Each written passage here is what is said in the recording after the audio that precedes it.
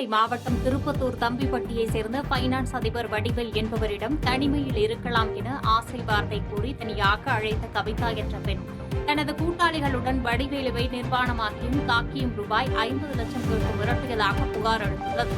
இச்சம்பவம் குறித்து பாதிக்கப்பட்ட வடிவேல் காரைக்குடி வடக்கு காவல் நிலையத்தில் அளித்த புகாரின் பேரில் முதல் குற்றவாளியான கவிதா மற்றும் அவருக்கு உடந்தையாக இருந்த தமிழ்ச்செல்வன் ஆகிய இருவரை போலீசார் கைது செய்ததோடு தலைமறைவாக உள்ள மேலும் 3 நபர்களை தேடி வருகின்றனர். மதுரையில் வீட்டின் பூட்டை உடைத்து 119 சவரன் தங்க நகைகள், வெள்ளிப் பொருட்கள், ரூபாய் 4 லட்சம் ரொக்கப்பணம் கொள்ளை போனது குறித்து போலீசார் தீவிர விசாரணை நடத்தி வருகின்றனர். மதுரை சத்திரப்பட்டி அருகே உள்ள கருவனூர் பகுதியைச் சேர்ந்த காயத்ரி என்பவரின் வீட்டில் புகுந்த மர்ம நபர்கள் ரூபாய் 43.11 லட்சம் மதிப்பிலான தங்க நகைகள், வெள்ளி பொருட்கள் மற்றும் ரொக்க பணத்தை கொள்ளையடித்து சென்ற சம்பவம் பரபரப்பை ஏற்படுத்தியுள்ளது.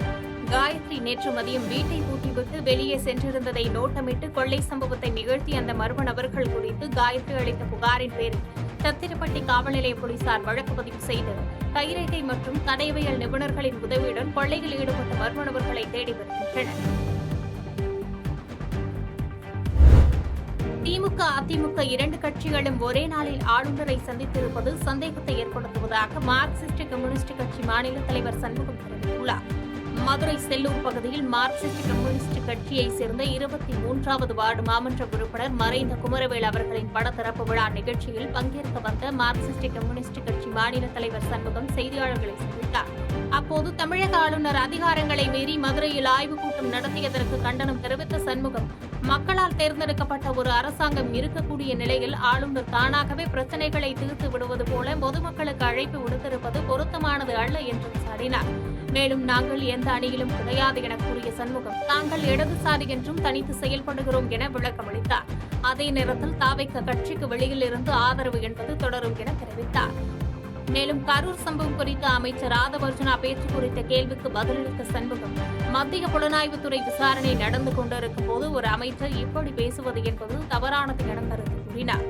பிஜேபி மட்டும் இல்ல, ஒரே நாளில் பாரதிய ஜனதா கட்சி, அதிமுக, திமுக 3 பேருமே ஒரே நாளில் ஆளுநரை சந்தித்திருக்கிறார்கள்.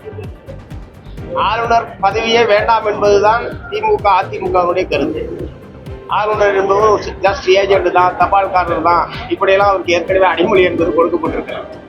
இத்தகைய சூழ்நிலையில் இவர்கள் நேற்று போய் ஆளுநர் புகார் தெரிவித்திருப்பது என்பதே அதை பற்றி நம்ம ஆழமாக யோசிக்க வேண்டியிருக்கேன். அதை பற்றி திமுக தரப்புல தான் திமுக, அதிமுக அது சொந்தமாக தெளிவுபடுத்தணும். பிஜேபி போய் ஆளுநரை சந்திப்பது மத்திய அரசாங்கத்துடைய ஏஜென்ட் என்கிற முறையில் அவர்கள் சந்திப்பதில் எங்களுக்கு ஒன்றும் ஆச்சரியம் இல்லை. பட் திமுக, அதிமுக 2 கட்சிகளும் நேற்று சேர்ந்தார் போல் ஒரே நாளில் ஆளுநரை சந்தித்திருப்பது என்பது சந்தேகத்தை ஏற்படுத்துகிறது. நெல்லை அருகே தந்தை மகன் என இரட்டை படுகொலை செய்யப்பட்ட வழக்கில் மேலும் ஒருவர் கைதான நிலையில் முன்னதாக அவர் போலீசிடம் தப்பிக்க முயன்று கீழே விழுந்ததில் கைமுறிவு ஏற்பட்டதாக போலீசார் தகவல் தெரிவித்துள்ளனர். நெல்லை மாவட்டம் கல்லிடைக்குறிச்சி அருகே மூலச்சி கிராமத்தைச் சேர்ந்த விவசாயி காளிமுத்து மற்றும் அவரது மகன் உட்பட 2 படுகொலை செய்யப்பட்ட வழக்கில் ஏற்கனவே 7 பேர் கைது செய்யப்பட்டிருந்த நிலையில் தற்போது மூலச்சியைச் சேர்ந்த கிருஷ்ணன் என்பவரை காவல்துறையினர் கைது செய்துள்ளனர்.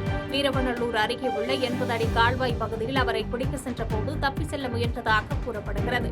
அப்போது அவரை போலீசார் பிடிக்க முயற்சிக்க அவர் தவறி கீழே விழுந்ததில் கையில் எலும்பு முறிவு ஏற்பட்டதாகவும் தற்போது மருத்துவமனையில் சிகிச்சை பெற்று வருவதாகவும் போலீசார் தெரிவித்துள்ளனர். இதன் மூலம் இந்த வழக்கில் இதுவரை கைது செய்யப்பட்டுள்ள குற்றம் சுமத்தப்பட்டவர்கள் எண்ணிக்கை 8ஆக உயர்ந்துள்ளது.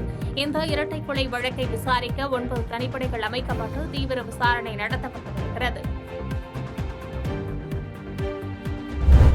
விராலிமலை தேர்தலில் மீண்டும் விஜயபாஸ்கர் போட்டியிடுவது குறித்து முதலமைச்சர் முடிவு செய்வார் என அமைச்சர் முகமது பர்வேஸ் தகவல் தெரிவித்துள்ளார்.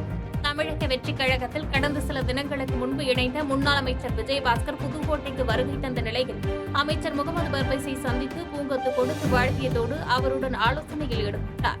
அதனைத் தொடர்ந்து கூட்டாக செய்தியாளர்களை சந்தித்த போது அமைச்சர் முகமது பர்வேஸ் விராலிமலை தொகுதியில் இடைத்தேர்தலில் விஜயபாஸ்கர் போட்டியிடுவது குறித்து முதலமைச்சர் முடிவு செய்வார் என தெரிவித்தார்.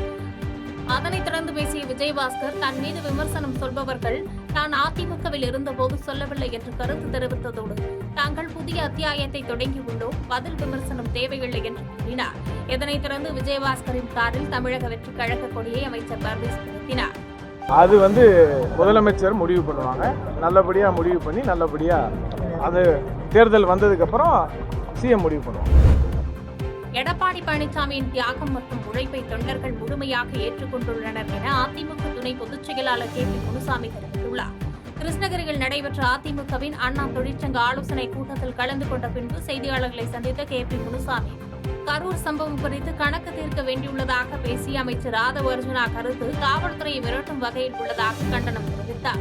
அரசு பொதுமக்களின் மனுக்களின் மீது சரியான முறையில் செயல்படவில்லை எனில் ஆளுநரிடம் மனு கொடுப்பது தவறில்லை என பொதுமக்கள் நேரடியாக மனு அளிக்கலாம் என்று ஆளுநர் தெரிவித்த கருத்துக்கு KP முனுசாமி பதிலளித்தார்.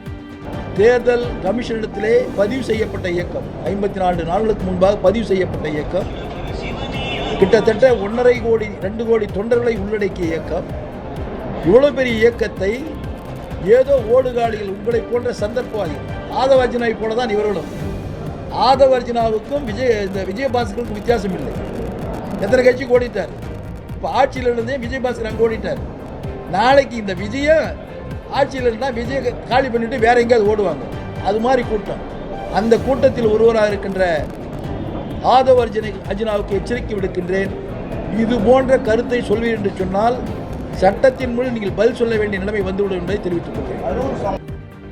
செய்திகளை உடனுக்குடன் தெரிந்து கொள்ள கீழ்கண்ட கேபிள் மற்றும் DTH நெட்வொர்க்குகளில் எம்நாடு செய்தி தொலைக்காட்சியை காணுங்கள். பாதகம் செய்பவரை கண்டால் நாம் பயம் கொள்ளலாகாது பாப்பா. மோதி மிதித்து விடு பாப்பா, அவர் முகத்தில் உமிழ்ந்து விடு பாப்பா.